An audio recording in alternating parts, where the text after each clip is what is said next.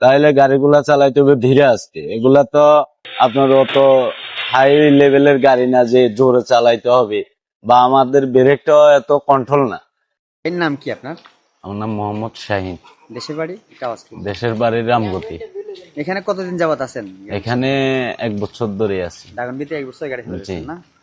আচ্ছা, অনেক ড্রাইভার দেখি ওরা অনেক জোরে জোরে গাড়ি চালায় গর্তে, অথবা ওই যে হাই রোডে গেলে তারা মনে করে যে গাড়ি তো স্কেলটা দিলেই চলে, কিন্তু এটা যে অন্যান্য গাড়ির মতো কন্ট্রোল থাকে না তারা জানে না। কিন্তু আপনি জি, জি। যথেষ্ট সচেতনতার সাথে গাড়ি চালাইলেন, বিদেকে দেখে ভালো লাগলো। অন্যরা জোরে চালায়, গর্ত মানে না, আপনি মানলেন, কারণ কি?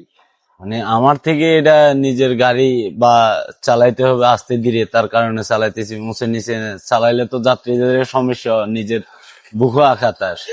তাহলে গাড়িগুলা চালাইতে হবে ধীরে আস্তে। এগুলা তো আপনার অত হাই লেভেলের গাড়ি না যে জোরে চালাইতে হবে, বা আমাদের ব্রেকটাও এত কন্ট্রোল না, যে আমাদের ব্রেকটা হলো সীমিত, যে এই গাড়িগুলো ওভারটেক করি আমি যেন পরের গাড়িটা ব্রেক করে থামাইতে পারব, ওই কন্ট্রোলটা আমাদের না।